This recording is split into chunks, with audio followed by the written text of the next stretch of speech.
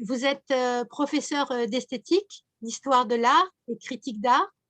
Vous avez parcouru le monde pour fréquenter les œuvres. Quel est le musée qui vous a le plus marqué? Merci Cécile pour cette question qui me fait en effet imaginer les différents musées, les différents lieux que j'ai pu en effet visiter. Eh ben, je retiendrai le musée de Bilbao, le musée du Guggenheim. Alors pourquoi? Alors pour trois raisons. La première raison, c'est qu'il a été construit dans les années 1990, un moment où Bilbao est une ville qui est en perte de vitesse, hein. Toutes ces industries sidérurgiques sont en train de fermer. Il y a encore quelques relents des luttes de l'ETA. Et cette région va en quelque sorte faire le pari culturel, un pari culturel pour redynamiser sa ville. Et elle va le confier à un artiste qui est en effet très célèbre, hein, qui est un architecte, designer, qui s'appelle Frank Gehry.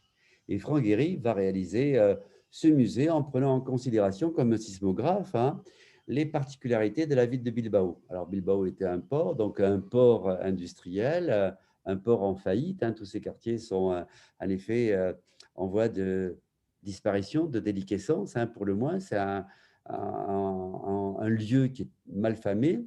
Et donc, il va lui donner la forme d'un bateau. Un bateau, comme en effet, Bilbao en recevait beaucoup, avec une toiture en forme d'écaille de poisson, hein. Ça va être du titane. Et ce musée va être situé le long du Nervion, qui est ce fameux fleuve qui se jette dans l'océan Atlantique. Et c'est un musée ouvert. Donc, deuxième raison, c'est un musée très ouvert. Il y a beaucoup de grandes baies vitrées qui fait que finalement, quand on est à l'intérieur, on voit l'extérieur et il y a beaucoup de passerelles qui nous permettent de nous promener, passer haut à l'extérieur, ce qui fait que, au fond, c'est un changement de paradigme très important puisqu'il s'oppose à ces musées dits modernes qui, en quelque sorte, invitaient le spectateur à quitter le monde profane, le monde laïque, le monde de la vie quotidienne et pour entrer dans un lieu sacré qui ressemblait à celui des églises ou à celui des temples. Et là, le spectateur est amené en quelque sorte à avoir un point de vue esthétique dans tous les sens du terme. Et donc, le troisième point, c'est que ce musée, en effet, est annoncé par un admoniteur qui va être construit un petit peu plus tard, qui est le fameux Puppy de Jeff Koons, hein, qui est une grande structure en fleurs, hein, qui change de couleur suivant les temps et qui ressemble, à mes yeux, profondément à l'homme contemporain, aux deux sens du terme. C'est un puppy, donc un chien fou, qui va à droite, à gauche, hein, qui se promène, qui est un touriste, hein. Le mot festivus, le mot touristicus.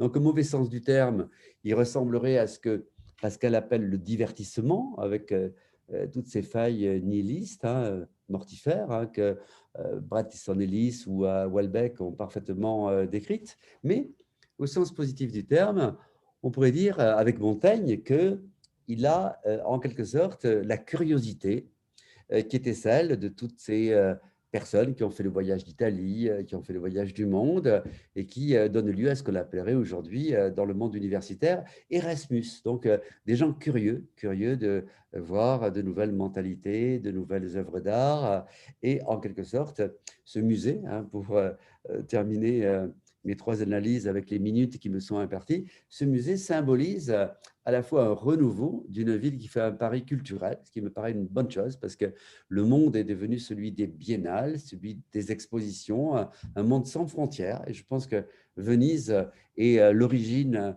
de ce monde qui est devenu un monde de l'art avec des biennalistes, hein, qui ont remplacé les pèlerins.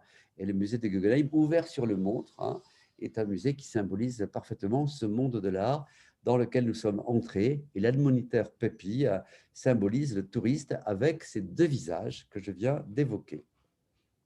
Merci beaucoup, merci mille fois Bernard Lafave. Merci à vous, Cécile Crochet. Merci.